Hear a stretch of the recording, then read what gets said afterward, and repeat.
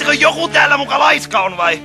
Kyllä kuulkaa pitäisi vähän syventyä asioihin ennen kuin tullaan sanomaan meikämannelle yhtään mitään. Kyllähän kuulkaa laiskuta saattaa esiintyä jossain substroopisessa vyöhykkeessä, mutta että sitten tämmönen hosuminen ja touhottaminen, kuulkaa.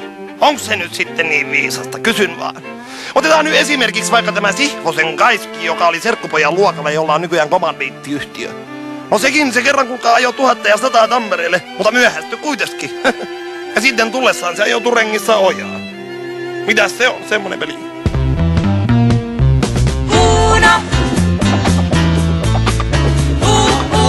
Unoa ympäröilyksi.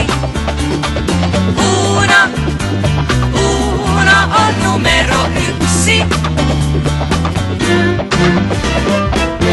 Epäsiisti. Kuka?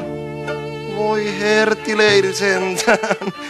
Kyllä pitäisi vähän ajatella, että mikä se on se pukeutumisen tarkoitus ennen kuin aletaan meikämannelle huomautella yhtikäs pehu. Otetaan nyt esimerkiksi vaikka tämä verytelypuku. Meille oli komppanian päällikkö luvannut lomaa, jos voittaa rykmentin mestaruuden. Tämä tapahtui silloin, kun minä kävin armeijaa justiin. No yksi sotamies Holmberg, se on kai nykyisin postissa töistä muistaakseni. Hän tuli kuulkaa ja sillä oli ihka uusi kirkkaanvihreä verytelypuku ja piikarit. Mutta niin sille vaan jätkälle kävi, että jäi kiekossa 4. Mitä siihen sitten sanot?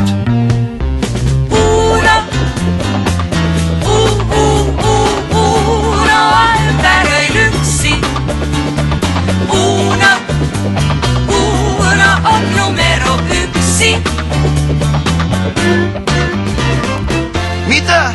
Ettäkö ronkkeli ruoan suhteen?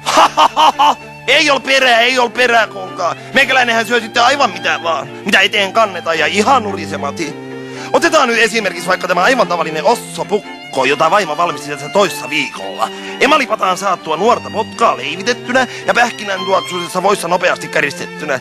Valkoviini sekko ja tomaatipyree kastike valkosipulilla leikattuna. Mutta sitten kauheita, kuulkaa pahu sentään, vaimo oli unohtanut tämän salvian pois. No eihän sitä sitten syönyt edes koistisen labradorin noutajakaan ja silti se tuli kamalan kipeäksi.